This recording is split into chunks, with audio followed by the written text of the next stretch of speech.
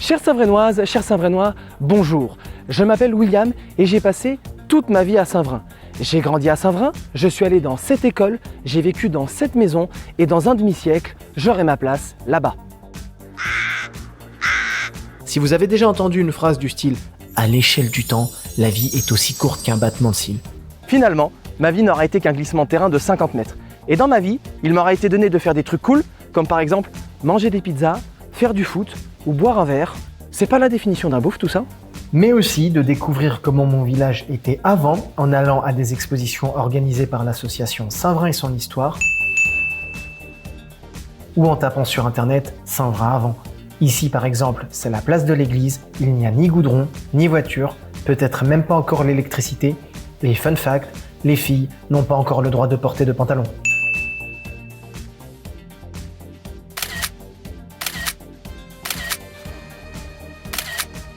Et des photos comme ça, on en trouve un paquet. Mais alors, jusqu'à quand pouvons-nous remonter comme ça? À quoi ressemblait Saint-Vrain il y a 100, 200, 500 ou 1000 ans? Et plus encore, de quand date Saint-Vrain? Ça fait beaucoup de questions quand même. Et bien pour le savoir, je vous propose de remonter le temps avec moi, grâce à ceci. Mais d'abord, nous devons faire le plein. Te voilà.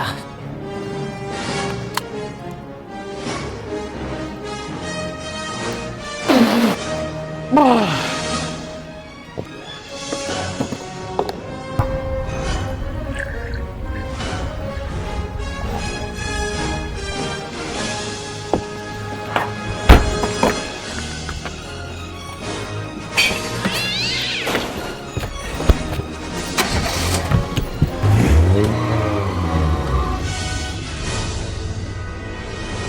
10 km/h.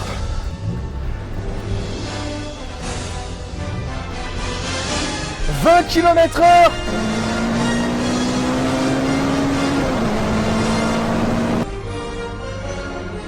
30 km/h, vitesse limitée dans Saint-Vrain. Écoutez, chacun son époque, donc chacun sa référence, ok?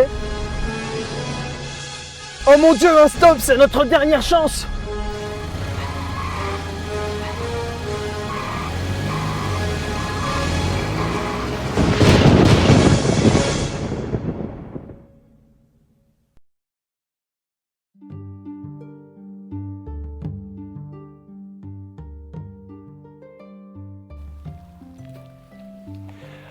Nous nous trouvons dans la préhistoire, et plus précisément au néolithique. La région est encore une vaste forêt primaire et sauvage. Les premiers hommes se sédentarisent, marquant ainsi les premières traces d'occupation humaine dans la région, avec une forte concentration dans la vallée de l'Essonne, et plus précisément à Vigneux-sur-Seine, Brunoy, Beaune, Milly-la-Forêt, Buneau-Bonnevaux et Boigneville, comme l'atteste la présence de menhirs et de polissoirs. On trouve aussi des petites grottes, des hypogées, une sorte de construction souterraine sous des rochers, et un dolmen à Janville. On peut noter plusieurs implantations éparses dans les environs. Et on peut aisément supposer que les premiers hommes préhistoriques aient traversé la future ville de Saint-Vrain. Au temps des Gaulois, la région reste relativement peu habitée et très boisée. Là, vous ne reconnaissez pas? C'est la rue Saint-Caprais. Petite parenthèse, le mot gaulois ne veut rien dire. Ça vient du latin gallus qui veut dire coq. C'est une appellation romaine qui regroupe une multitude de tribus, sur un territoire que les Romains appellent la Gaule. Et ce qui différencie les Gaulois des autres Celtes, brittoniques et germaniques entre autres, c'est qu'ils commercent avec les Romains et qu'ils sont plus romanisés, c'est tout. Quant au territoire de l'Île-de-France, il est occupé par 3 tribus. À l'ouest, les Carnutes, originaires de la région de Chartres, dont la capitale était Orléans. Au nord, les Parisis, qui ont donné leur nom à Paris. À l'est, les Senons, venant de la région de Sens. La Juine servait d'ailleurs de frontière naturelle entre les Parisis et les Senons.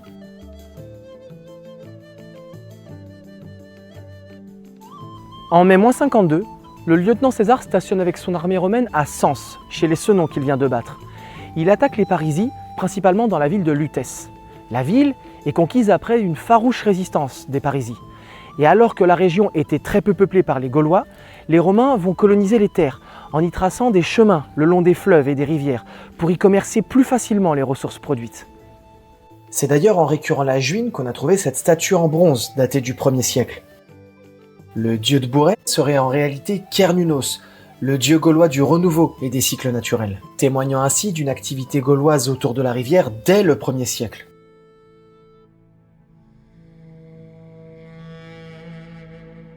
Avec l'arrivée des Romains, de nouveaux chemins ruraux sont balisés tous les 20 actus, soit tous les 705 mètres.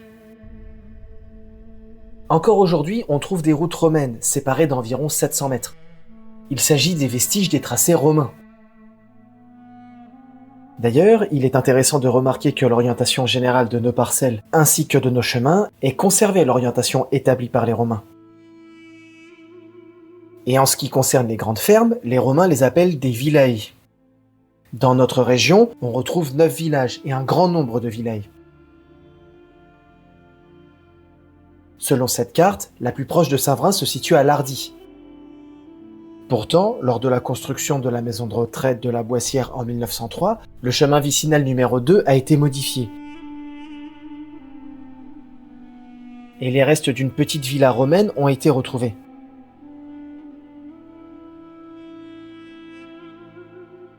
Comme beaucoup de villae, elle devait contenir une ferme et quelques terrains cultivés. La villa se trouvait dans une grande forêt appelée Bretalum, qui deviendra Brato par la suite. D'ailleurs, d'autres traces gallo-romaines ont été retrouvées de l'autre côté de la Juine, à Bourret. Et il est très plausible que d'antiques hameaux aient vu le jour dans les environs, entre la départementale 449 et Brato. D'autant plus que du côté de Bourret, d'autres découvertes datant de la même époque ont eu lieu. On y a retrouvé des haches, des armes, des monnaies gauloises et des bijoux.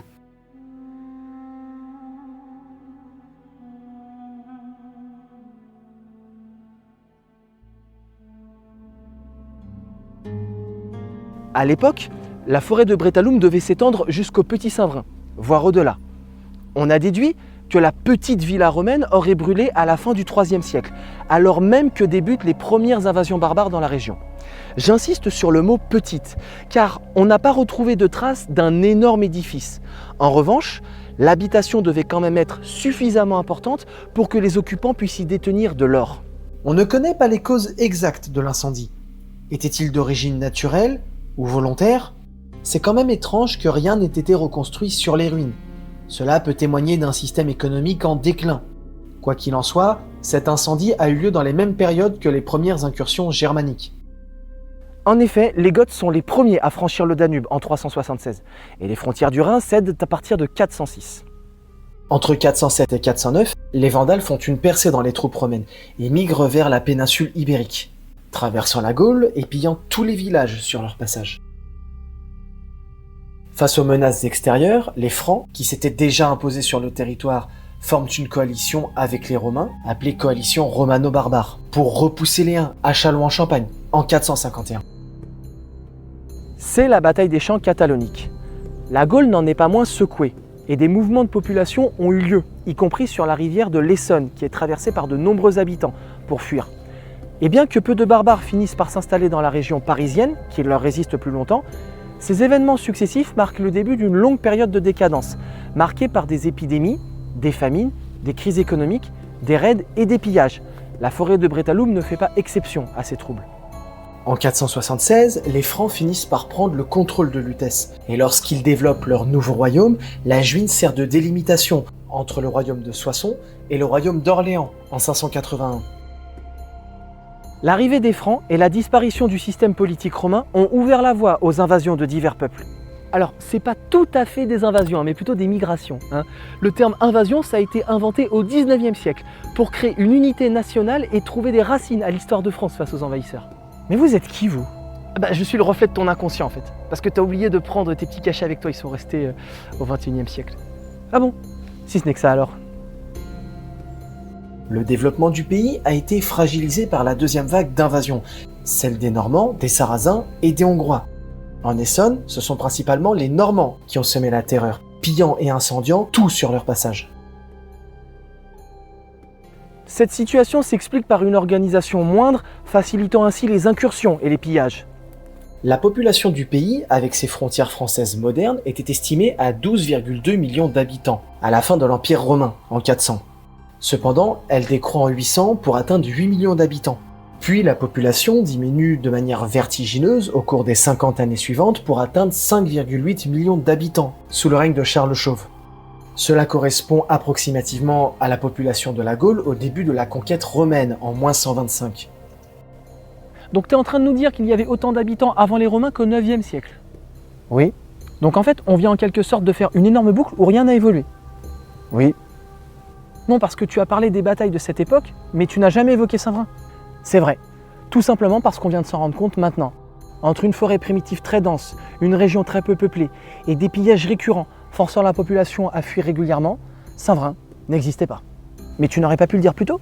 On aurait perdu moins de temps. Certes, mais ça aurait été moins marrant. Et surtout, avec une description de la région plus large, on comprend mieux pourquoi Saint-Vrain était peu habité à l'époque. Pire encore, en 910, les Normands assiègent Paris. L'année suivante, après avoir pillé l'Orléanais et le Gâtinais, ils se dirigent vers la Beauce, en empruntant la Seine, puis l'Essonne, puis la Juine. Les Normands entrent dans Étampes, saccagent la ville et capturent un grand nombre d'habitants. Les dégâts sont tels qu'aujourd'hui encore, aucun fragment architectural de cette époque n'a été retrouvé. Pourtant, le port d'Étampes était important puisqu'il était déjà mentionné dans les écrits romains et qu'il apparaissait sur les cartes romaines. Et il faudra un siècle à la ville pour retrouver son importance d'avant. Alors si éventuellement la région n'était pas totalement désertée de ses habitants, il y avait peut-être une petite poignée de bûcherons, de chaumiers, de bergers et de pêcheurs qui produisaient et vendaient leurs ressources localement et qui habitaient dans des maisons telles qu'on en construisait au Haut Moyen-Âge. On mentionne même les ruines d'une chapelle avant le Xe siècle. Cette chapelle était dédiée aux saints martyrs syriens Serge et Bacchus de Rasapha, morts vers 300.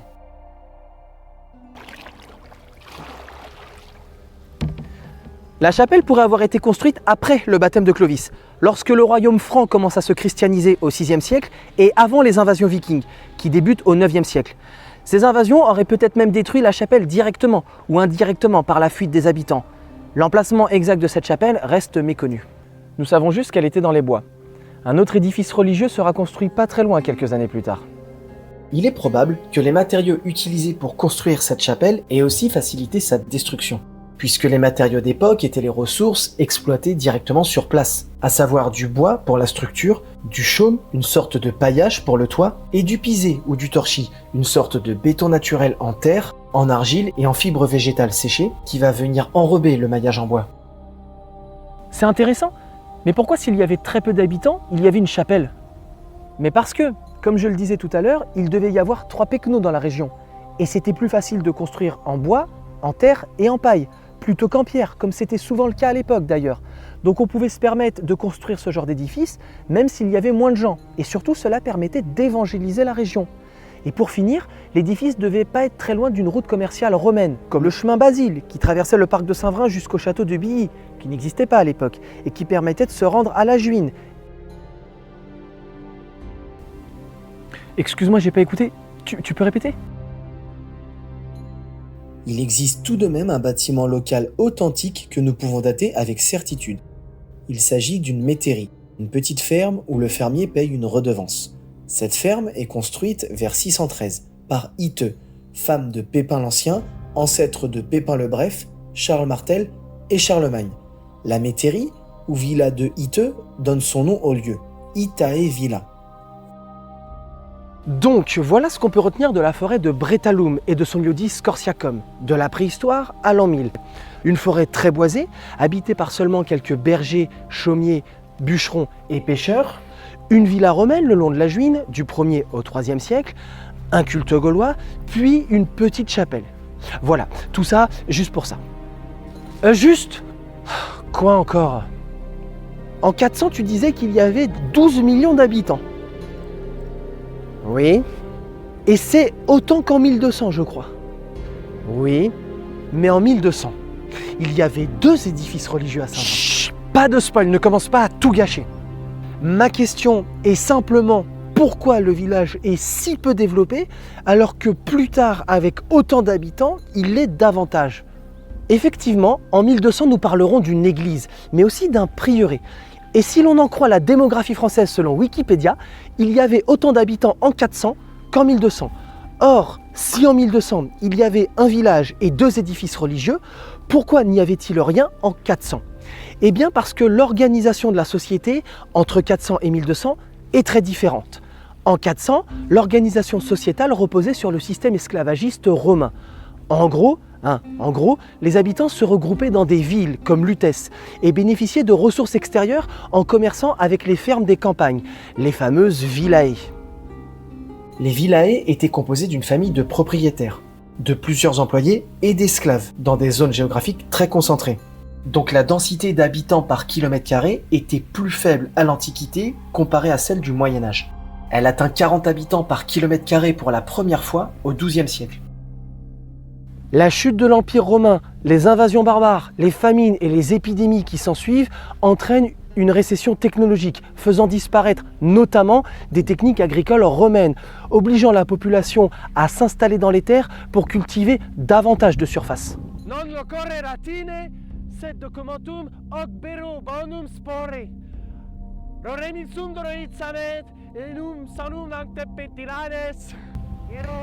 Ah ouais, quand même, hein. Écoutez, ce qu'on va faire, c'est qu'on va y aller tant qu'il nous a pas encore vus. On sait par exemple que le rendement de blé à l'hectare durant l'Antiquité était plus important qu'au Moyen-Âge. De là, on voit des propriétaires de terre appelés des seigneurs octroyer des parcelles de terre appelées des fiefs à leurs vassaux. Et les vassaux font appel à des serfs pour travailler la terre. C'est le système féodal. Et c'est ce système qui permet aux campagnes de se peupler et qui fait émerger la plupart des villages encore existants aujourd'hui. Et quand bien même il devait y avoir quelques habitations et les ruines d'une chapelle abandonnée au Xe siècle, les premières traces de ce qu'on appelle Saint-Vrain vont véritablement apparaître au début du XIe siècle, avec la démocratisation des constructions en pierre, dont une encore debout aujourd'hui. C'est une période de paix qui permet un développement économique et démographique, ainsi que des changements majeurs et profonds en perspective. Bienvenue dans le deuxième millénaire.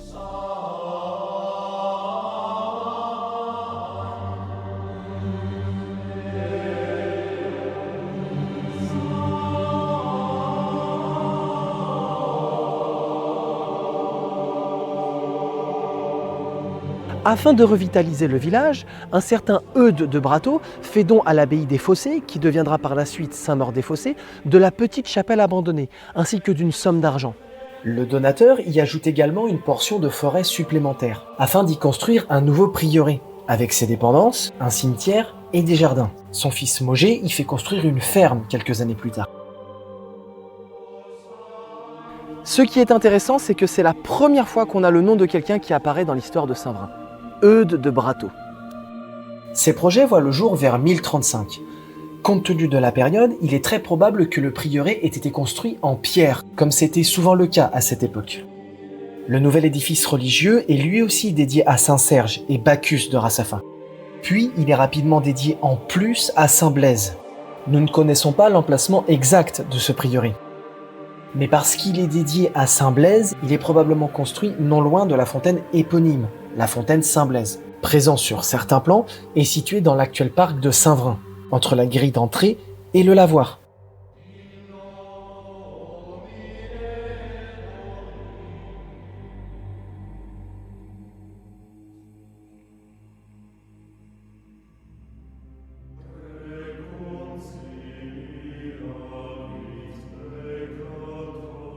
Et surtout, nous savons que la ferme appartenant au prieuré était située très proche du lavoir actuel, juste derrière ces arbres.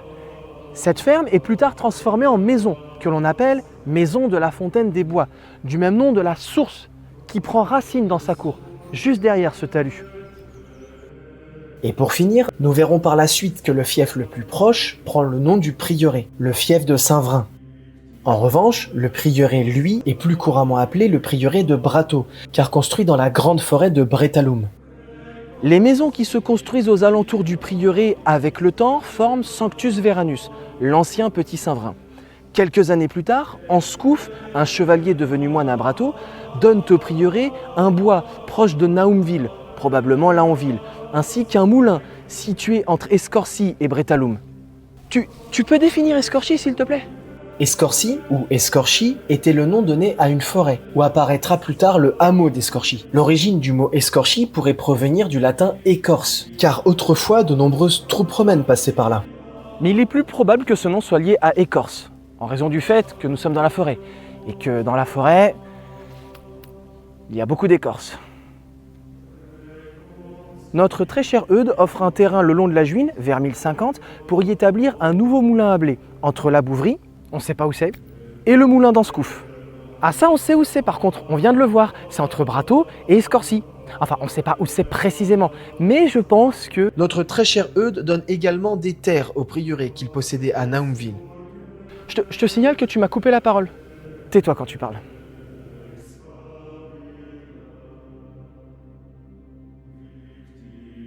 Et pour finir, il y avait également un moulin au sud de l'actuel hameau de Brateau. Ce vieux moulin était appelé le Vieux Moulin et il était situé sur l'île du Vieux Moulin. Merci les gars pour ces noms très créatifs. Quoi qu'il en soit, ce moulin va fonctionner jusqu'au milieu du XVIe siècle. C'est donc autour de ce moulin qu'est né le hameau de Brateau. Les moines du prieuré entreprennent de grands défrichements dans le but de redonner vie au village. En France, le XIe siècle marque le début d'une grande période de déforestation. Et la forêt primaire est érodée lentement par ce défrichement médiéval qui va durer 3 siècles. À Saint-Vrain, seuls les marécages le long de la Juine, inappropriés pour les cultures, ainsi que quelques forêts pour le gibier, demeurent boisés. À cette époque, les environs relèvent de la châtellenie de Montlhéry, créée au XIe siècle. Une châtellenie est la plus petite unité administrative à cette époque. Saint-Vérin et Escorchy sont rattachés au domaine royal sous Louis VI le Gros en 1118. Bouchard, un des fils de Eudes, possède des terres près de Jargeau, à côté d'Orléans. Sur ces terres se trouve une église qui détient des reliques de Saint-Véran. Il est possible que Bouchard ait fait venir les reliques au nouveau prieuré de Brateau. Et alors que le prieuré était dédié à Saint-Serge, Saint-Bacchus et Saint-Blaise, il est maintenant dédié à Saint-Blaise et Saint-Véran. C'est une période où l'on se tourne progressivement vers les saints catholiques romains plutôt que les saints orthodoxes.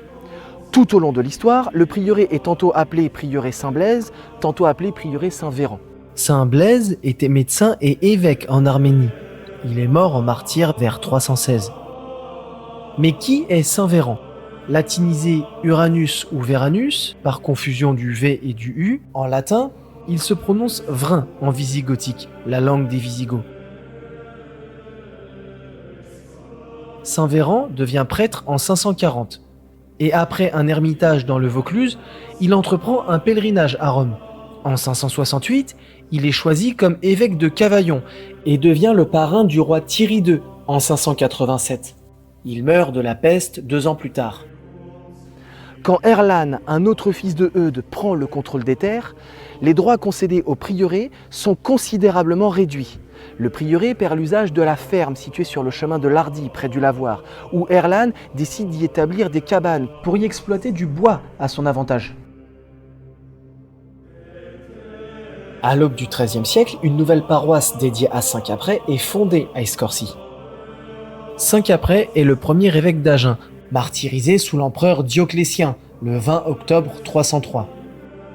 Saint-Caprais est célébré tous les 20 octobre, soit le lendemain de Saint-Véran, dont le jour de fête est le 19 octobre. L'église pourrait avoir été construite par un riche seigneur local à cette époque, comme Pierre de Richardville qui possédait beaucoup de terres, ou Hugues de Bouville qui était en campagne militaire dans tout le royaume. La probable seule trace encore subsistante de cette époque est peut-être le couvercle de cette tombe, d'un style très médiéval. En effet, on y voit un bouclier, une croix, ainsi qu'une épée, qui rappelle l'époque des chevaliers. Malheureusement, il n'y a aucune trace d'écriture et nous ne savons pas à qui la tombe appartient. Et en face de celle-ci se trouve une autre tombe qui pourrait nous induire en erreur. En effet, on y voit un homme en armure, aux côtés de sa femme portant des vêtements du Moyen-Âge. Or, au XVIIIe siècle, les lettres gothiques étaient en meilleur état et la tombe n'était pas coupée en deux. Une transcription a été réalisée. Il est écrit « Si J. Messire Antoine de Carnazette, chevalier sieur de Brazeux, Saint-Vrain, maître d'hôtel du roi François, qui trépassa le 19 décembre 1552, et demoiselle Marguerite de Briac, femme dudit seigneur, laquelle trépassa le 7 décembre 1544. » L'emplacement de l'église n'est pas choisi au hasard. Il se trouve près des carrefours tracés par les Romains et les Gaulois. emprunté par de nombreux commerçants se rendant de Chastres, le nom d'Arpajon à l'époque, à Corbeil, ainsi que de Paris à Étampes, sur la route des pèlerins se dirigeant vers Saint-Jacques-de-Compostelle. Il existe de très vieux bâtiments dont nous n'avons pas de date de construction, mais qui pourraient avoir servi de halte aux pèlerins. On peut citer l'auberge de la Croix-Blanche, la ferme de l'Écu, et même l'hôtel de Blancheface, tous à proximité de la route des pèlerins. Pour résumer, soit c'est l'église à la fin du XIIe siècle qui a amené à la construction d'un point d'étape sur la route du pèlerinage, soit au moins une auberge était présente sur le chemin, ce qui a amené à la construction d'une église à 7 emplacements. À cette époque, l'église d'Escorchi a un plan rectangulaire de type basilical. Elle est composée de 4 murs et ne comprend que la partie centrale, mesurant 6,5 mètres de large et 29 mètres de long, abritant la nef et le chœur, ainsi que le clocher qui est encore debout aujourd'hui. Selon la tradition, le chœur est situé à l'est, là où le Christ est censé apparaître lors de son retour. L'entrée se trouve alors à l'ouest, sur la place de la Croix-Blanche. Les piliers qui supportent les ogives sont dotés de colonnettes, caractéristiques typiques du Moyen-Âge. Ce sont aujourd'hui les plus vieilles pierres de Saint-Vrain.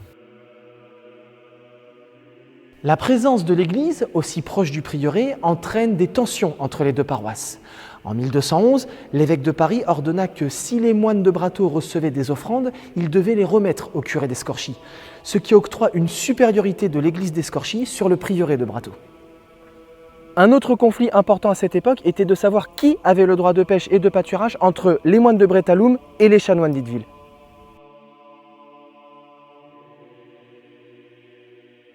Finalement, l'île de l'Épine a été intégrée au territoire de Sancto Verano, ou Sanctus Veranus, notamment grâce aux négociations des chevaliers comme Philippe de Mossard et Baudouin de Saint-Vrain.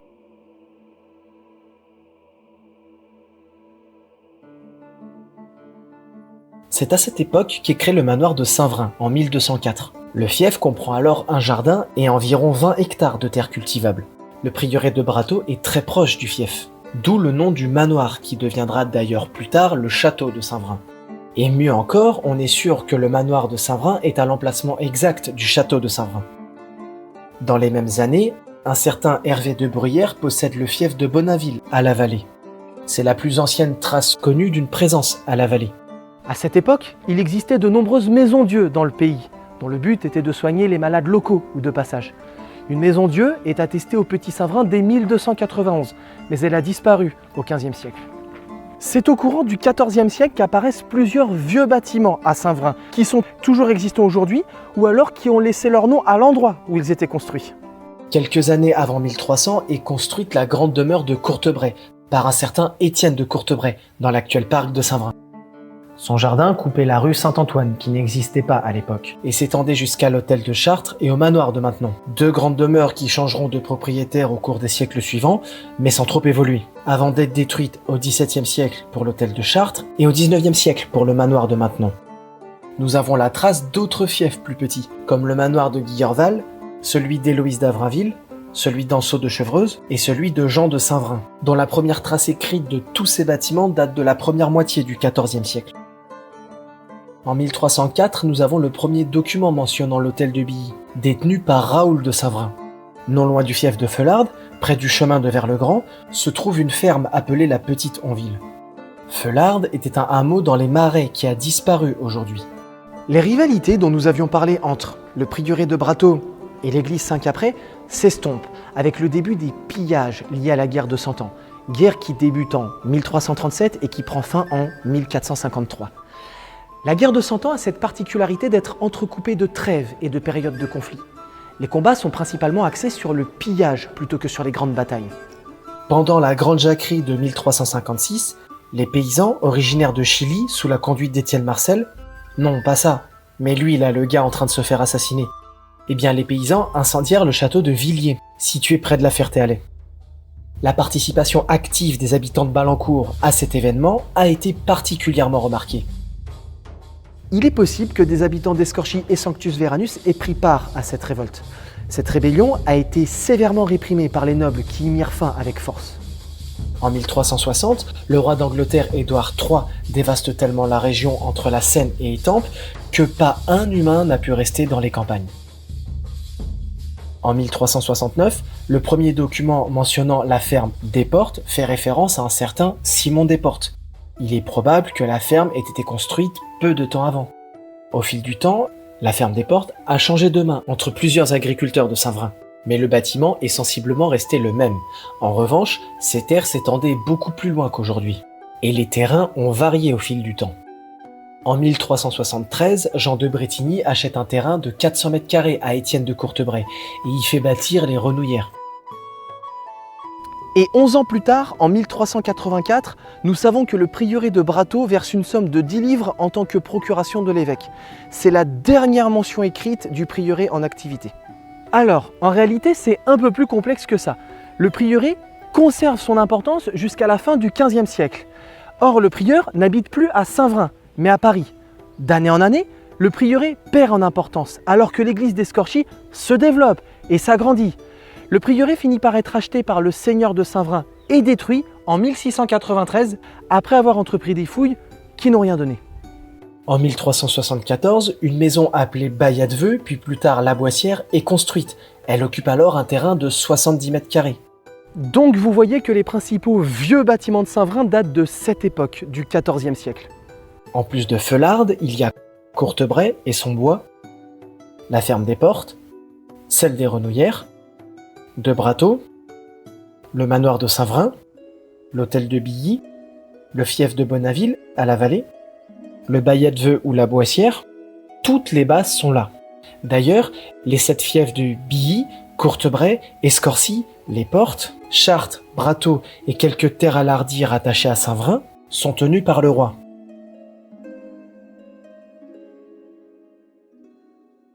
Et 6 autres fiefs plus petits sont directement détenus par Escorcy, qui est suzerain de tous les autres fiefs sur ordre de Philippe IV le Bel. On estime à l'époque qu'il y a environ 200 habitants maximum sur toutes les terres. Pour revenir à la guerre de Cent Ans, en 1370, le général Nols déplace ses troupes de Villejuif à Étampes, en ravageant la région d'Arpajon et la Norville. Dans l'église de Chastres, Arpajon, 1200 habitants sont brûlés. La population française est à l'époque d'environ 15 millions d'habitants. En termes d'ampleur, c'est comme si on brûlait aujourd'hui 4 à 5 000 personnes. Pendant cette période, les hameaux de Brateau, La Vallée et Escorchy sont pillés. Le prieuré est ruiné. Quant à l'église, elle est très endommagée. Les reliques de Saint-Véran sont transférées à Escorchy, ce qui donne le nouveau nom de Saint-Vérin d'Escorchy. Le centre de gravité bascule lentement de Sanctus Veranus à Escorchy. La famille Bardise hérite du fief de Saint-Vrain en 1407, qui devient alors le fief de Bardise. Ce fief s'agrandit au fil des années et regroupe plusieurs fiefs antérieurs. Il y a alors 2 fiefs importants à Saint-Vrain, le manoir des Bardises et l'hôtel de Billy. Le manoir des Bardises a lentement été transformé en château au fil des générations. Les premiers plans que nous avons du château de Saint-Vrain montrent des créneaux de défense. Le château a probablement subi des modifications pour être érigé en castel pendant la guerre de Cent Ans. Il est entouré de tours, de mâchicoulis et de douves pour se protéger des attaques anglaises. En 1418, Yvon de Carnazet acquiert les seigneuries d'Écharcon, Bondoufle, Montaubert et l'Hardy, où il rebâtit l'église.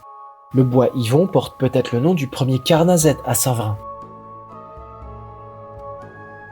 Aujourd'hui, seule la rue du bois Yvon subsiste. En 1446, les Carnazet acquièrent l'hôtel de Billy, qui est transformé en résidence pour les héritiers et devient un château. Il est toujours debout aujourd'hui, bien qu'il ait subi de nombreuses modifications. Saint-Vérin de Scorcy est déclaré paroisse pauvre avec son église Saint-Caprais en ruine. Le toit s'est effondré et le sol est mouillé par la pluie. L'Essonne a été le théâtre de batailles et de pillages particulièrement violents, ce qui a incité la population à fuir. Les habitants étaient si pauvres qu'ils ne disposaient pas des moyens nécessaires pour remeubler le presbytère et se plaignaient du manque de ressources mis à disposition pour reconstruire l'église Saint-Caprais. Ils allaient alors prier à Val-Petit ou vers le Petit. L'église Saint-Caprais ne disposait plus que d'une seule cloche. Les autres, elles, avaient disparu. Une seule famille possède la quasi-totalité des terres de Saint-Vrain. À vrai dire, il n'y a plus grand-chose à posséder. On l'a vu, les paroisses sont détruites. Plusieurs champs sont laissés en friche, ce qui aggrave la récurrence des périodes de disette. Les habitants ont fui, la région est déserte. Plusieurs recensements, effectués entre 1458 et 1469, permettent de connaître le nombre exact d'habitants. Selon le registre de la visite de 1458, on compte 7 feux.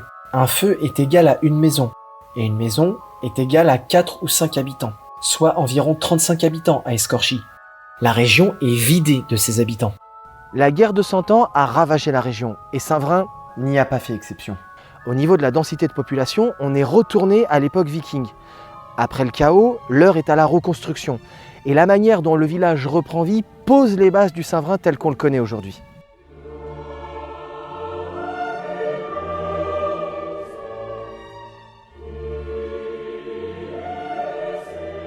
Au milieu du XVe siècle, il y a plus d'habitants à Saint-Vrain qu'il y a 600 ans.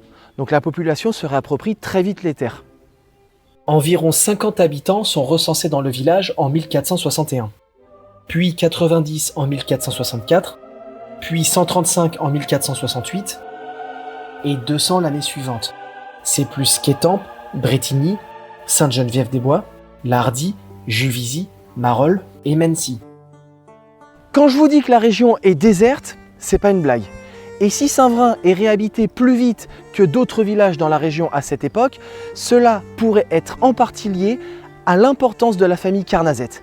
En effet, Yvon est écuyer sous Charles VII. Il possède les terres de Bondoufle, d'Écharcon, Montaubert et le château de Limours. René est maître d'hôtel du roi. Antoine est chevalier de l'ordre du roi et chambellan du duc d'Alençon. Antoine, François et Adam sont barons de Saint-Vrain. Et la famille possède toujours le castel de Saint-Vrain, l'ancien manoir.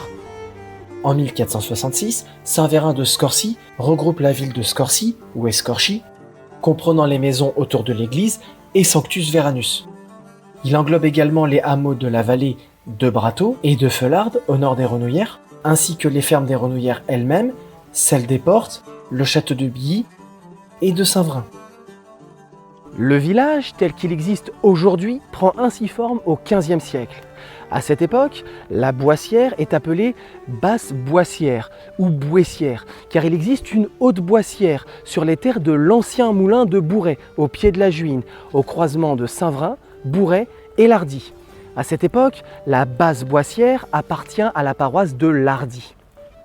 Et parmi tout ça, il y a un hameau qui a disparu aujourd'hui. Il s'agit de Feularde, qui était un petit fief regroupant quelques maisons réparties entre Saint-Vrain et vers le Petit. En 1516, on trouve la plus vieille mention écrite de l'Épine et de son moulin à eau.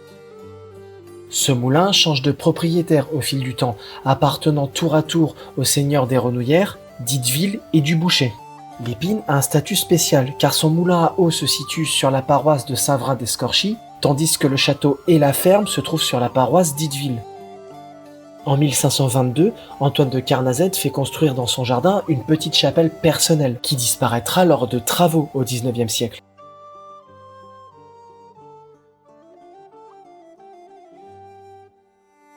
Le village est durement touché par les guerres de religion.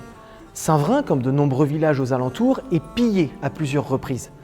Les reliques de Saint-Caprais sont cachées sous l'église en 1543 et elles sont redécouvertes lors de travaux en 1659. En 1539, un document atteste de la présence d'un moulin à eau et à blé dont le toit était en chaume. Il était situé sur le chemin allant du château à l'église, sur la rive gauche du ruisseau, à l'est de la pièce d'eau carrée du château. Ce passage, qui est désormais dans la propriété du parc, se trouvait à mi-chemin entre le Petit Saint-Vrain et l'église et était très fréquenté. Au fil des siècles, les limites de la propriété du parc ont beaucoup changé. 2 ans plus tard, en 1541, la Basse-Boissière est rattachée à la paroisse d'Escorchi. En 1546, on trouve la plus vieille trace écrite d'une maison appelée maison Villemartin, qui servait d'auberge et d'hôtel. Cette maison se trouve à quelques mètres à l'est de l'actuelle grille du parc de Saint-Vrain. Certaines personnes se sont mariées ici. Les terres de la propriété englobent le futur bois communal. Le propriétaire, Jean Le Verrier, était valet de chambre du roi. Plus tard, en 1615, cet hôtel appartient à Jacques Bigot, conseiller du roi. Depuis le XIVe siècle, les terres de Saint-Vrain sont partagées entre 2 seigneuries. Le fief Bardise, futur château de Saint-Vrain, et l'hôtel de Billy. jusqu'en 1575, date à laquelle l'hôtel de Billy, détenu alors par l'église de Chartres, est mis en vente sur ordre du roi afin de financer les guerres de religion. Adam de Carnazette, seigneur de Bardise, rachète l'hôtel de Billy et démantèle immédiatement la seigneurie. Il n'y a plus qu'un seul seigneur sur toutes les terres de Saint-Vrain. Jusque-là, l'hôtel de Chartres servait de chef-lieu au seigneur de Saint-Vrain. À partir de ce moment-là, la seigneurie prend place au manoir de Saint-Vrain. Ce manoir sera transformé plus tard en château de défense, probablement en partie parce que la famille Carnazette occupait des postes militaires très importants dans l'armée royale. En 1609, une ferme appelée la Croix-Blanche est mentionnée pour la première fois sur la place de l'église à sa sortie ouest. Ces terres s'étendent du presbytère au cimetière actuel. En 1619, un certain Ravet acquiert une terre en bas de la ruelle des Noblets et y fait construire un bâtiment important qui porte deux noms, le pavillon ou l'Aunay. Le nom de la rue est nouveau. La famille Noblet, des manouvriers et vignerons, habite ce chemin depuis au moins 1514 et jusqu'en 1630. En 1641, le castel de Saint-Vrain, possédé par les Carnazette, passe entre les mains des Levasseur. Le plus vieux plan connu de la paroisse date de la même époque. Il permet de définir les territoires de Saint-Vrain, de Vers-le-Petit et d'Itteville, afin d'atténuer les conflits sur la propriété des marais et du droit de pêche dans la Juine.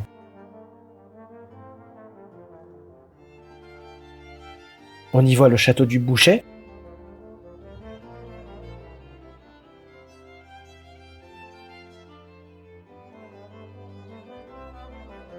Feularde,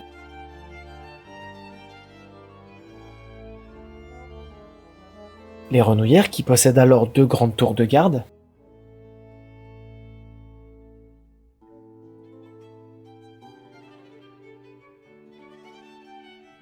et Scorchy avec l'église Saint-Caprais qui ne possède ni contrefort ni deuxième niveau de toit,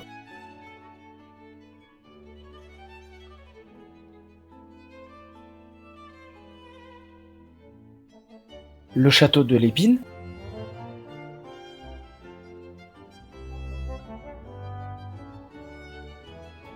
le château de Saint-Vrain avec ses jardins, ses machicoulis et ses douves qui seront redécouvertes lors de fouilles au XXIe siècle,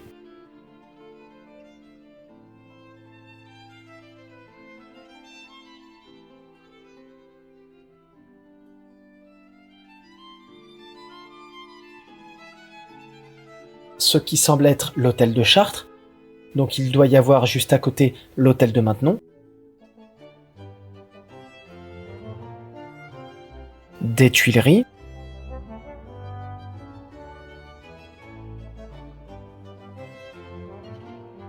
on y voit aussi le hameau de Brateau,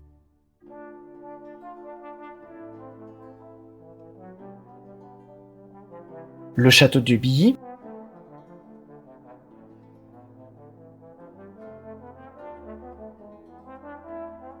et Itteville avec son enceinte de défense.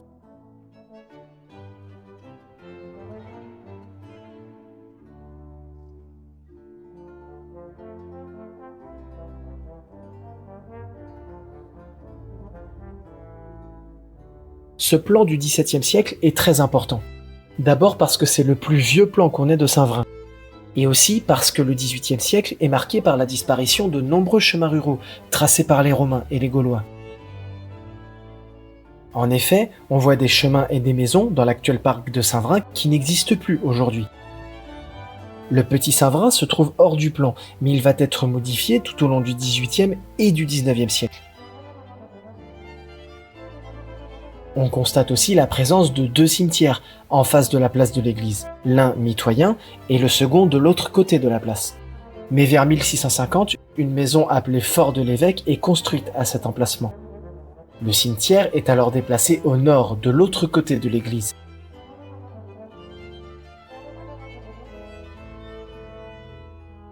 Cette ferme, rapidement acquise par la famille Nourry, qui va alors la conserver près de 200 ans, est communément appelée ferme des Nourry, jusqu'à être démantelée au XIXe siècle.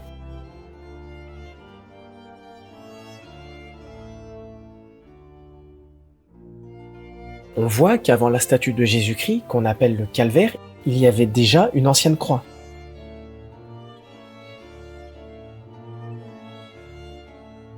Pour agrandir son parc en 1648, le seigneur Jean Levasseur, conseiller du roi, déloge 10 maisons dans le chemin des Berges qui passait juste ici, le long de la Juine, et des Chenevières, une impasse située dans la ruelle des Neblets, et les reloge rue Saint-Caprais.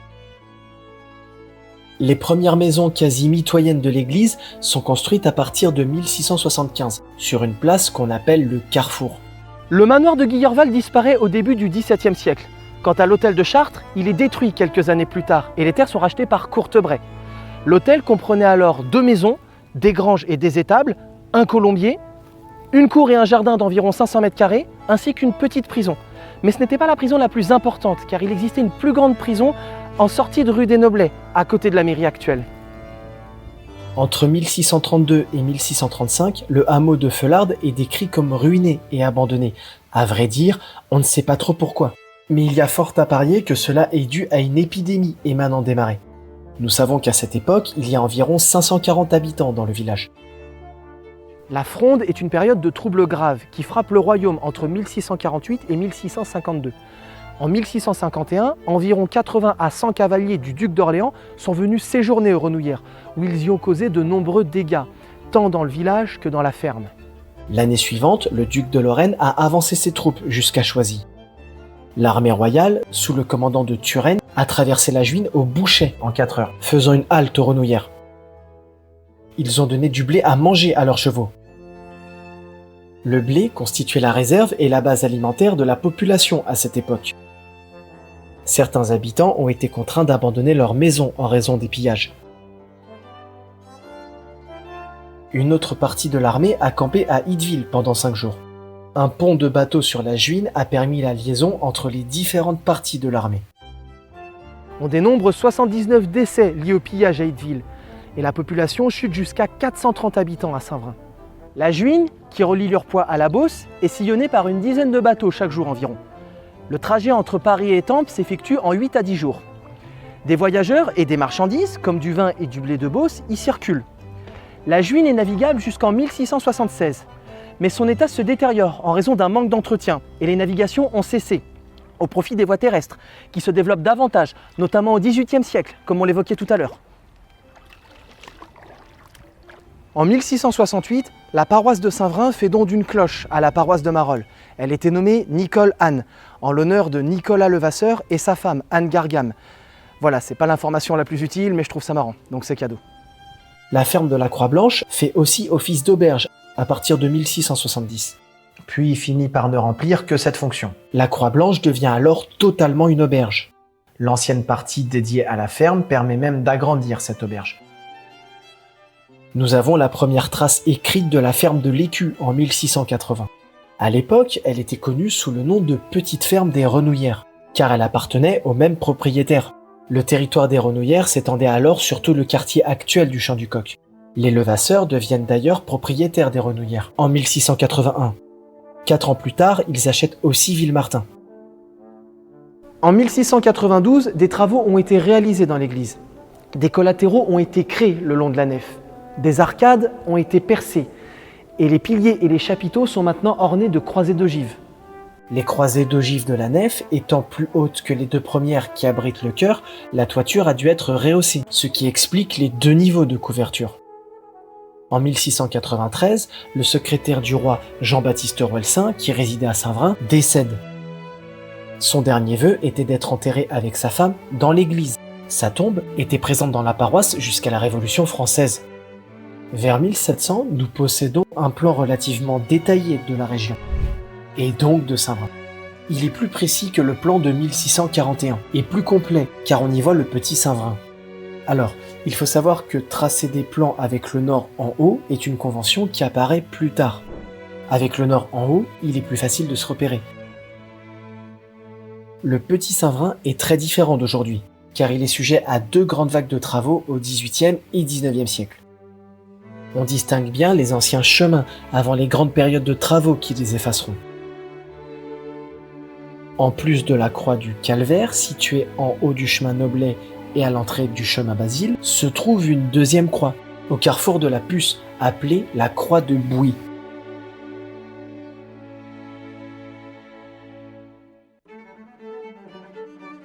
On se souvient qu'après avoir rasé les ruines du prieuré en 1693, le seigneur a reçu l'obligation d'installer une croix. Si c'est elle, elle n'est pas très loin de l'emplacement supposé du prieuré.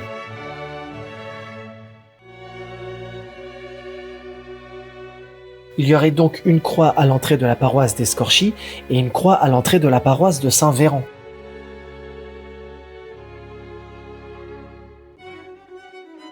La poudrerie royale est construite par Duquesne au Boucher au milieu du règne de Louis XIV. Par la suite, le village compte de nombreux ouvriers travaillant dans la poudrerie royale, comme en témoignent de nombreuses pierres tombales du cimetière jusqu'au début du XXe siècle. Il y a eu quelques accidents.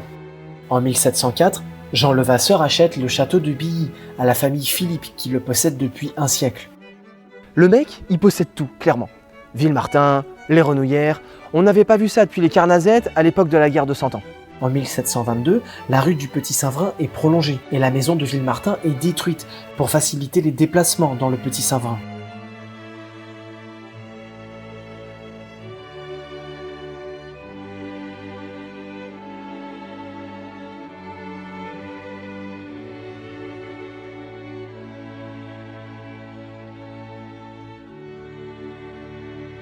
La rue Saint-Caprais est élargie et la ferme de l'Écu doit se restructurer à ses frais. Super. La Boissière devient un fief et obtient des terres de Billy et le village compte alors 525 habitants. Le 19 octobre 1731, un certain Jean Calas se marie à Saint-Vrain avec Anne-Rose Cabibel. Jean Calas de l'affaire Calas. Bon, pour ceux du fond, Jean Calas est connu pour avoir été accusé d'assassiner son fils, afin d'empêcher le jeune homme de se convertir au catholicisme, le père étant lui-même protestant. Il a été condamné à mort en 1762, roué 2 coups sur la place publique, puis défendu et réhabilité par Voltaire. Les liens entre Voltaire et la famille Calas sont assez étroits, puisque Voltaire continue d'échanger avec la famille, même après la mort de Jean Calas. Il est probable que Voltaire ait assisté au mariage de Jean Calas, ou qu'il soit passé dans le village après, pour voir Pierre Cabibel, le père de Anne-Rose Cabibel. En tout cas, Voltaire a écrit une lettre en 1736 à l'écrivain Nicolas-Claude Thiéraut. Il a dit « Si vous êtes à Saint-Vrain, tant mieux pour vous. Si vous êtes à Paris, tant mieux pour vos amis qui vous voient. » Quoi, qu'est-ce que vous voulez que je vous dise? J'ai déjà du mal avec le latin, alors les énigmes à la Fort Boyard, ça va 2 secondes. En 1750, des travaux sont entrepris pour changer l'entrée de l'église, qui se fait désormais non plus par l'ouest, mais par le sud. Un nouveau chœur est construit à la place de l'entrée et 3 arcades sont ajoutées de chaque côté, ainsi qu'un porche gothique devant la nouvelle sacristie. Cette dernière se trouvait juste à droite de la nouvelle entrée sud.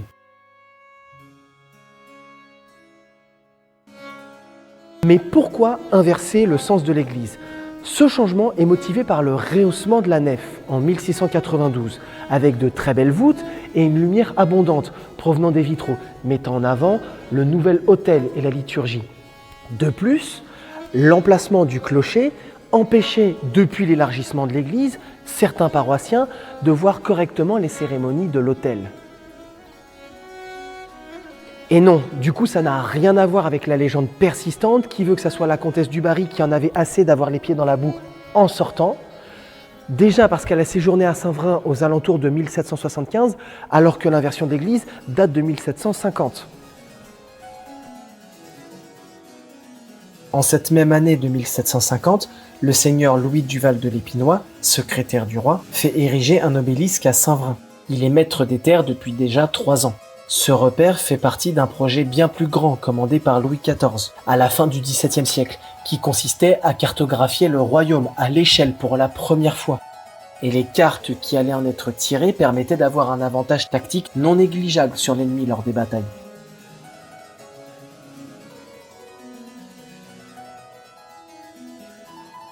Pour connaître la superficie de la France, il fallait calculer son axe nord-sud, sur le méridien de Paris, allant de Dunkerque à Perpignan.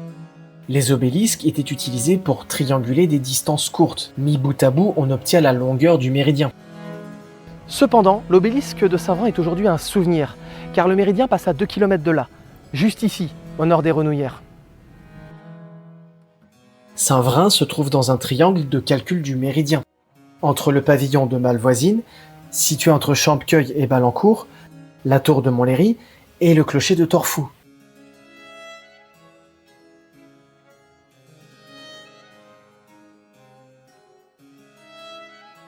Les marqueurs à Saint-Vrain sont des mesures secondaires qui permettent de vérifier les mesures précédentes.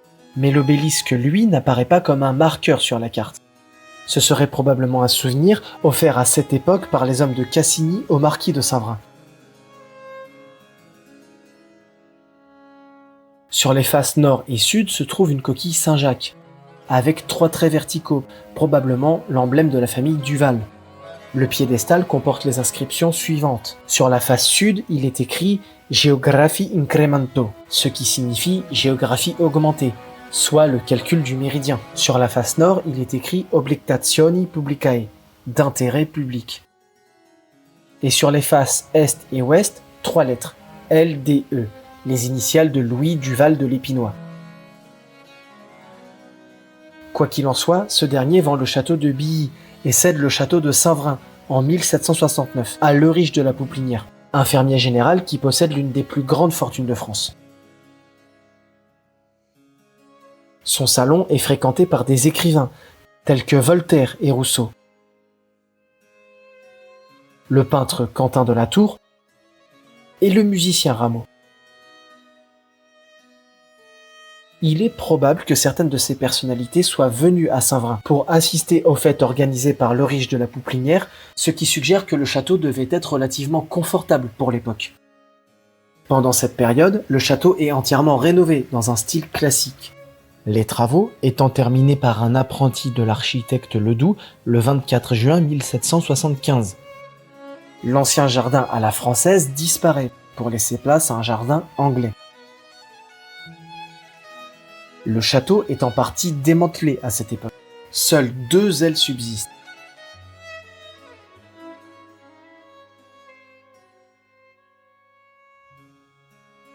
La comtesse du Barry, favorite de Louis XV, séjourne au château de Saint-Vrain en exil entre 1775 et 1777. Bien qu'elle fasse souvent l'aumône aux pauvres, elle ne se plaît guère à Saint-Vrain-les-Escorchis, en raison de son isolement.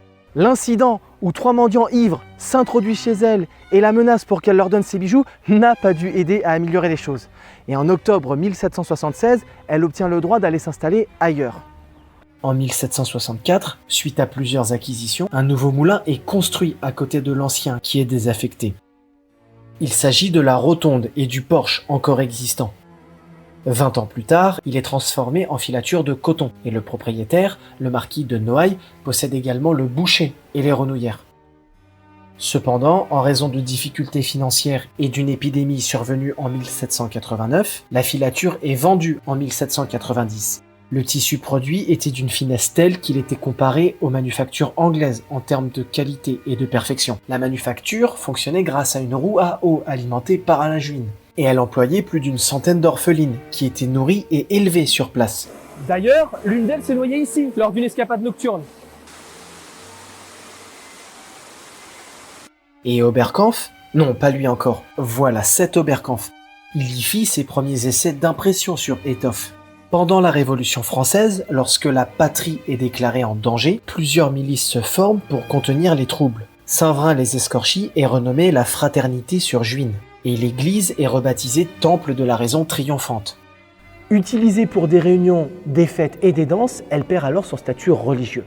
Et de nombreuses reliques disparaissent, y compris les tombes seigneuriales des Carnazettes, la sépulture de Jean-Baptiste Roelsin, secrétaire de Louis XIV, et celle de sa femme, Jacqueline de la Bretonnière, mais aussi les cœurs de Jean et Nicolas Levasseur, plus un calixte d'argent offert par un seigneur local juste après la guerre de Cent Ans.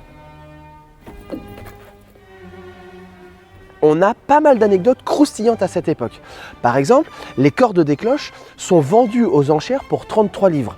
Les cloches, elles, sont envoyées à Montlhéry pour y être fondues. Et un certain François Prétrel s'empare du bénitier qu'il utilise comme auge à cochon, avant que le curé ne lui ordonne de lui rendre. En 1795, une école révolutionnaire pour garçons est ouverte en face de l'église, sur la place de la Croix-Blanche. La première mairie se trouve juste à côté. Certains garçons recevaient déjà une éducation dans l'église. Le presbytère, qui avait été rénové récemment, devient un bien national, et il est vendu pour 4 668 francs en 1796. Finalement, L'église retrouve ses fonctions religieuses d'origine à partir de 1802 et le village reprend le nom de Saint-Vrain après la Révolution. Le château de la Honville est démantelé et pillé par les bandes noires à la Révolution française.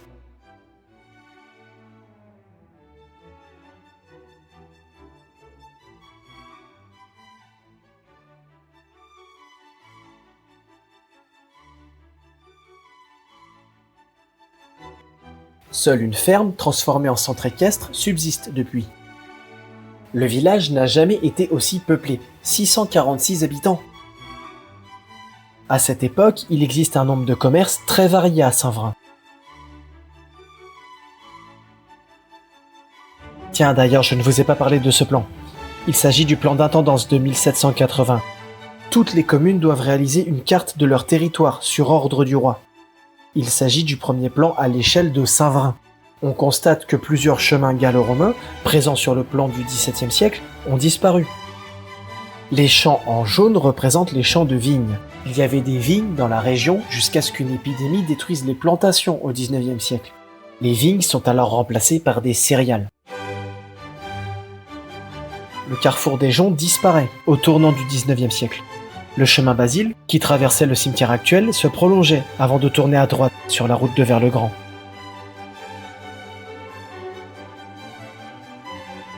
Un fait intrigant est le nom de ce chemin, l'allée des morts. Les condamnés partaient de la ferme des Portes, marchaient entre ce qui deviendra plus tard le quartier des Castors et des Cyrolières, et arrivaient dans cet endroit qu'on appelle la Justice, où se trouvait une potence.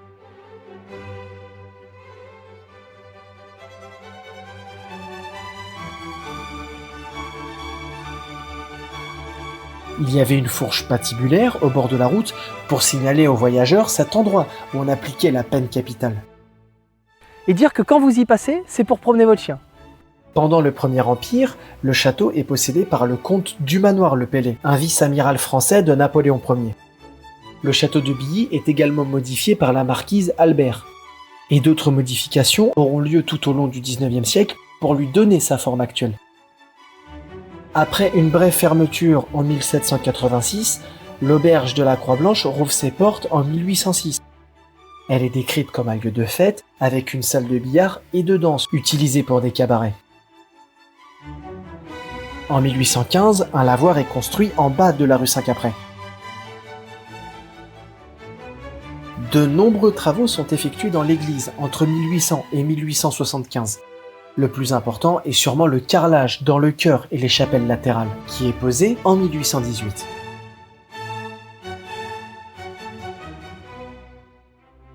Si vous vous demandez d'où vient cette plaque, elle est dressée en 1820 en l'honneur du curé Kenescourt, qui a fait un don de 800 francs pour l'instruction gratuite des plus pauvres de la commune.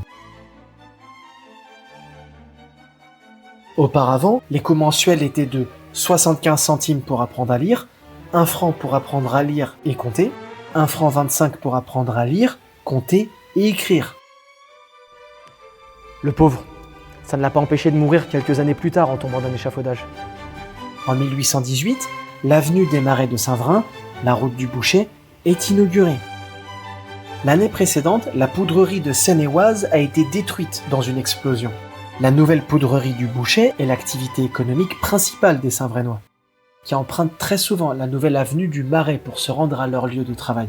Cette poudrerie connaît un développement rapide, marquant une expansion industrielle dans la région.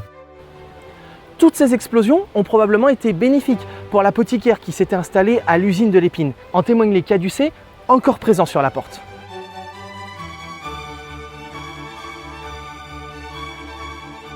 En 1821, la rue du Presbytère, future rue de la Libération, est élargie jusqu'au carrefour du Calvaire actuel. Et en 1823, la rue Saint-Antoine est prolongée, suite au rachat de la maison Courtebray et de certaines terres au comte Dumanoir-le-Pellay par la commune. Le clos Courtebray est détruit. Seul le pigeonnier de la demeure subsiste.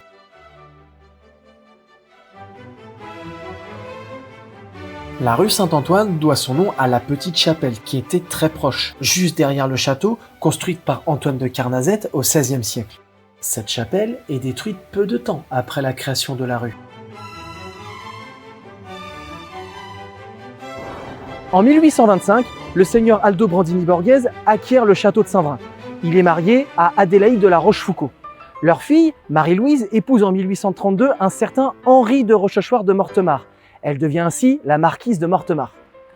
À sa mort, 6 ans plus tard, le domaine de Saint-Vrain rentre dans le patrimoine de la famille Mortemart, qui le possède toujours aujourd'hui. L'usine de l'Épine devient le site de la première manufacture hydraulique de France, comportant un important moulin équipé de 16 paires de meules. Par ailleurs, le manoir de Maintenon est détruit au milieu du XIXe siècle. En 1836, le lavoir du Petit Saint-Vrain est construit, offrant un lieu de lavage aux habitants. Un lavoir à la vallée est bâti à la même période. En 1839, en raison de plusieurs épidémies de choléra, le cimetière qui jouxtait l'église du côté nord est déplacé à son emplacement actuel, dans le virage de la rue Basile. À la place, une lance incendie est installée, avec la présence d'une douzaine de pompiers. Au milieu du XIXe siècle, la filature de coton de l'Épine est reconvertie en filature de cachemire, adaptant ainsi son activité à de nouvelles demandes. Madame de Mortemart crée l'école Sainte-Claire, une école de filles congrégationniste. Et pour son mariage, la grille du parc est érigée dans les années 1850, ajoutant une touche esthétique à la propriété. Les initiales du couple sont même visibles au sommet de la grille. En 1857, le comte d'Hautefeuille décède, sans léguer le pavillon, qui servait de bureau de bienfaisance depuis 1796. Conformément à son testament, le bâtiment est transformé en hospice en 1866, destiné à accueillir et soigner les malades, ainsi qu'à héberger les pèlerins. La mairie achète le bien pour 15 000 francs, plus 2 000 francs de mobilier. La famille Hautefeuille possédait également la ferme des Nourris et des Renouillères. Dans les mêmes années, les voies de chemin de fer se développent. Il est alors envisagé de construire une gare à Saint-Vrain, sur l'axe reliant Paris à Étampes et Orléans. Le projet est finalement abandonné, laissant Saint-Vrain sans communication directe avec Étampes et Corbeil. En 1863, M. de Mortemart achète une maison qu'il transforme en nouvelle école garçon-mairie avant de faire don de celle-ci à la commune. Ce bâtiment abrite aujourd'hui la mairie de Saint-Vrain. L'année suivante, la rue Neuve est construite, prolongeant la rue Saint-Caprais. Enfin, en 1875, le calvaire en pierre est érigé, remplaçant ainsi une croix en bois. En 1877, des travaux sont entrepris dans l'église. La sacristie, anciennement à droite de l'entrée actuelle, est déplacée à son emplacement actuel, c'est-à-dire au fond de la nef. La porte gothique est, elle, déplacée de quelques mètres pour être installée en haut des marches d'escalier. En 1895, les arcades des collatéraux dans l'église présentent des fissures dangereuses. Des contreforts sont alors construits pour stopper la poussée exercée par les voûtes. 3 sont construits au sud et 5 au nord. À la fin du XIXe siècle, les chemins de terre menant à la place de l'église sont renforcés avec l'apport de cailloux, rendant ainsi les chemins plus praticables. En 1896, la manufacture de l'Épine est transformée en quincaillerie, mais elle est détruite par un incendie l'année suivante. L'usine est reconstruite en 1899 et emploie environ 40 personnes, produisant notamment des billes en acier. En 1909, l'électricité est installée dans le centre de Saint-Vrain. Et la même année, une école pour filles est inaugurée à la place de la future bibliothèque, pas loin de l'école de garçons, dans la rue de la Libération. Dans la rue du Presbytère, comme elle était nommée à l'époque. Et une première supérette moderne ouvre au niveau du calvaire, à gauche lorsqu'on lui fait face. À cette époque, Saint-Vrain comptait alors jusqu'à une dizaine de cafés, notamment un au Petit Saint-Vrain et un à la Vallée.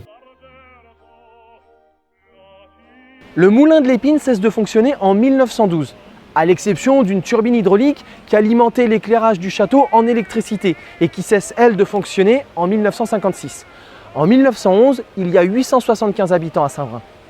Mais la Première Guerre mondiale réduit ce nombre à 817 en 1921. C'est principalement entre les deux guerres que les rues de Saint-Vrain sont revêtues de goudron.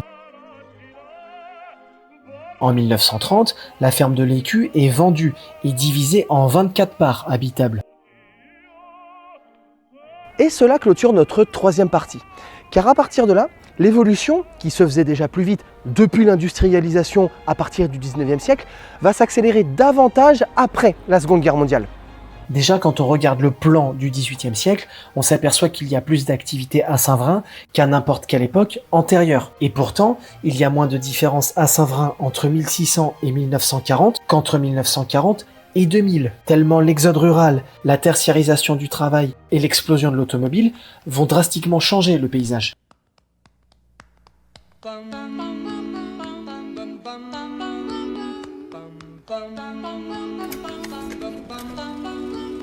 Mr. Sandman, bring me a dream.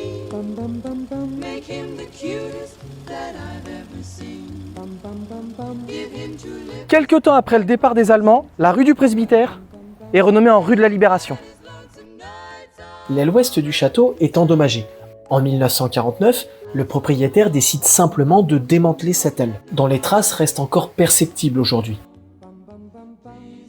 Le château de Saint-Vrain a eu plus de chance que celui de Marolles. Pendant la débâcle précipitée des Allemands, un incendie se déclare suite à l'explosion d'un dépôt de munitions, brûlant ainsi l'intégralité du château. En 1957, les renouillères sont achetées par le centre avicole d'Île-de-France, la CAIF. Un élevage industriel voit le jour. Il accueille jusqu'à 100 000 poules, jusqu'à sa fermeture en 1989. C'est quand même dingue de se dire qu'au final, en 30 ans, il y aura eu plus de poules que d'humains en 10 000 ans. Au final, l'animal le plus représentatif de Saint-Vrain, c'est la poule. L'auberge de la Croix-Blanche s'est reconvertie peu de temps après la Seconde Guerre mondiale, en auberge de jeunesse. Cette auberge de jeunesse va exister pendant une quinzaine d'années, avant la fermeture définitive du commerce au début des années 1960. Il est alors question que la mairie reprenne l'activité. Cela se fera au final jamais. Dans cette période, la plupart des cafés ferment les uns après les autres. C'est dans ces mêmes années qu'un changement majeur intervient. Un quartier tout entier est construit pour la première fois. Il s'agit de l'Orme de la Prévôté en 1967. Proche de la gare, il rend le travail à Paris accessible pour les nouveaux travailleurs qui s'y installent. L'Orme de la Prévôté est un quartier tellement gros en termes de taille et de nombre d'habitants qu'il faut construire une école pour faciliter l'accès à l'éducation des enfants. Le quartier des Cyrolières est construit en 1968. La population bondit de 862 habitants juste avant 1962 à 1473 en 1968. L'accroissement rapide de la population est surtout dû à l'arrivée à l'âge adulte des enfants du baby-boom, mais aussi à l'extension des moyens mécaniques dans les campagnes, nécessitant moins de main-d'œuvre. La population doit alors s'adapter et trouver du travail dans le secteur tertiaire, dans les villes dont la population explose. Avec les gares assez proches de Paris permettant de s'y rendre rapidement, Saint-Vrain est à la fois touché par l'exode rural et l'urbanisation. Les gens ne travaillant plus sur place, Saint-Vrain devient peu à peu une ville dortoir. Ainsi, une véritable transition se fait entre un village rural grouillant de nombreux petits commerces et entreprises comme les cafés, cordonniers, serruriers, bourliers, maréchal ferrand, charpentiers, tapissiers, etc. et une ville plus moderne, plus connectée par de grands axes routiers et des transports en commun et où le travail se trouve à l'extérieur. Les activités agricoles disparaissent, l'extraction de la meulière cesse, c'est la pierre locale utilisée pour la construction des bâtiments, et les carrières de pierre ferment les unes après les autres. La pierre est alors remplacée par le béton. Un peu avant 1970, le porche gothique à l'entrée de l'église est enlevé. Les murets en pierre en haut des marches restent la seule trace visible de sa construction. En bas de la rue Saint-Caprais, tous les bâtiments, à l'exception du moulin, sont détruits. Le lavoir de l'Épine subit le même destin. L'hospice est aussi détruit pour laisser place à la maison de retraite Hautefeuille en 1979.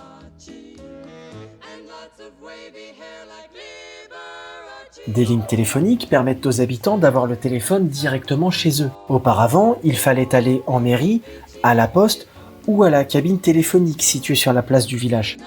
Il y avait 2 stations essence, une à gauche du calvaire quand on est en face et une plus bas, au croisement de la rue de la Libération et de la sortie de la rue des Noblets.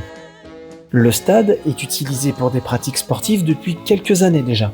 Le maire Charles Vézard inaugure sous son mandat dans les années 70 un terrain défini avec plusieurs installations sportives, notamment en béton. Le stade porte toujours son nom aujourd'hui. Des ajouts réguliers dans le temps le transforment en l'état qu'on lui connaît aujourd'hui.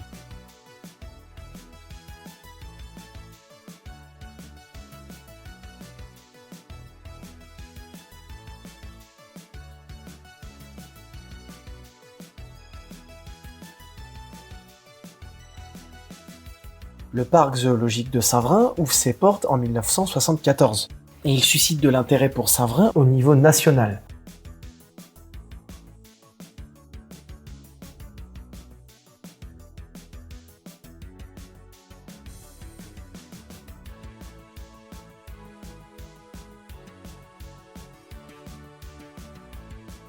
Le quartier des Castors, puis le domaine de l'Obélisque et enfin le quartier des Renouillères sont construits. En 1977 est construite la nouvelle école primaire de Saint-Vrain sur les terres du parc, suite à un accord avec le propriétaire. L'année suivante est inauguré le nouveau centre d'intervention qui accueille 38 sapeurs-pompiers. La bibliothèque est inaugurée en 1982 et de nouvelles habitations sont construites dans la rue de la Libération, à la Vallée, au Clos Saint-Caprais et à l'Épine, dans l'avenue du Boucher, qui s'appelle désormais l'avenue de Mortemart. Sur l'emplacement d'une ancienne pisciculture, il y a même une boîte de nuit à l'Épine qui change plusieurs fois de nom. On compte alors 2297 Saint-Vrainois. Le gymnase Jean-Pierre Beltoise est inauguré en 1989. Cette même année est construit le transformateur électrique entre Saint-Vrain et Leudeville. En 1989-90 s'édifient les lotissements suivants: le domaine du Champ du Coq, sur les terres de l'élevage avicole industriel, le Clos de l'Étang et les Charonnes. La caserne des pompiers est fermée en 1997. Le bas est reconverti en la salle Jean-Loup Chrétien. Et le parc de Saint-Vrain est fermé en 1999. En 2012, le quartier du Bois de Madame Hu et en 2016, le lotissement du Petit Château permettent à Saint-Vrain d'atteindre les 3000 habitants. En 2020, le centre-bourg est repensé après la fermeture de la supérette.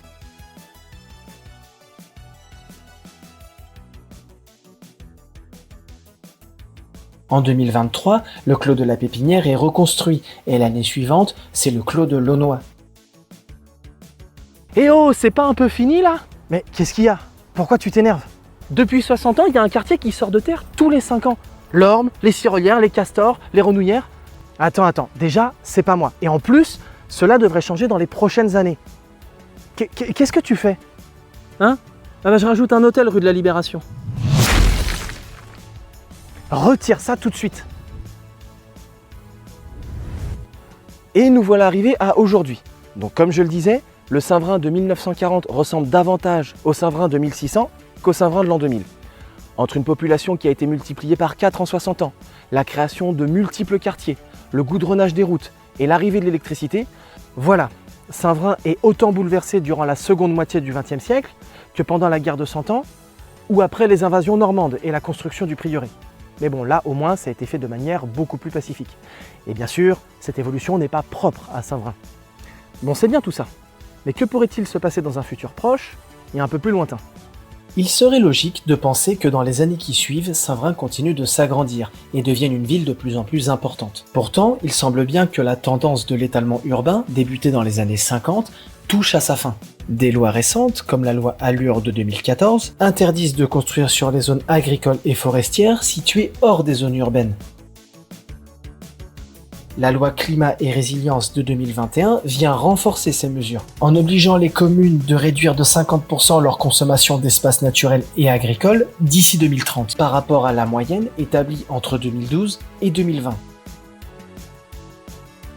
De plus, toutes les communes ont l'obligation depuis 2014 de réaliser un plan local d'urbanisme, un PLU. Il est possible, depuis la loi Climat et Résilience, de classer au plan local d'urbanisme comme une ZAMP, une zone agricole naturelle protégée, qui interdit toute construction, Et surtout, un nouveau dispositif de compensation écologique est mis en place pour les projets de construction en dehors des zones urbanisées.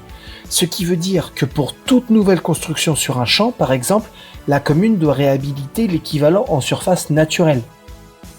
En Île-de-France, la région a également adopté plusieurs mesures pour lutter contre l'étalement urbain, comme la création d'un plan climat-air-énergie territorial en 2016 qui prévoit des objectifs de réduction de la consommation d'espaces naturels et agricoles, et aussi la mise en place d'une taxe sur les bureaux vacants qui vise à inciter les propriétaires à réhabiliter ou à démolir les bureaux inutilisés. Alors attention, tout ceci vise à limiter l'étalement urbain, mais n'interdit pas la densification. Et justement, cette densification peut être maîtrisée via des règles établies dans le plan local d'urbanisme, le PLU. Selon les estimations gouvernementales, la population française devrait connaître un pic de 70 millions d'habitants en 2044. Viendrait ensuite une baisse liée au vieillissement. En 2070, il y aurait environ 68 millions d'habitants selon la moyenne de tous les scénarios. C'est donc autant qu'en 2023. Même la population mondiale devrait se stabiliser, au plus tard aux alentours de 2080, si ce n'est pas avant. Pour résumer, le développement futur de Saint-Vrain est inexorable, bien que lent, léger, mais réel. Heureusement, les lois actuelles nous permettent de préserver ce cadre qui nous est cher. La région soutient ces lois, en prenant des mesures et en planifiant des objectifs. Et le PLU donne aux communes un pouvoir de réflexion sur ces orientations. Merci à toutes et à tous d'avoir fait ce voyage à travers le temps avec moi au sujet de la ville de Saint-Vrain. Merci aux Archives nationales pour leur collaboration, à Cinéam pour nous avoir donné accès à leurs archives nationales. Merci à Monsieur de Mortemart et à l'AFPA pour avoir donné leur accord pour filmer au domaine de Saint-Vrain et à la Boissière. Merci à Monsieur Vivo pour les objets gallo-romains. Merci au centre équestre de Laonville pour les documents partagés. Bon, on ferait mieux de déguerpir avant que ce truc se remette à sonner. Merci à l'association Saint-Vrain et son histoire, d'où provient beaucoup de documents utilisés lors de ce reportage. Et merci à Rémi Charrère pour ses précieux conseils avisés. Quant à moi, je vous souhaite une bonne continuation et prenez soin de vous. Mais attends, mais pourquoi ça fait ça? Il est pourtant pas...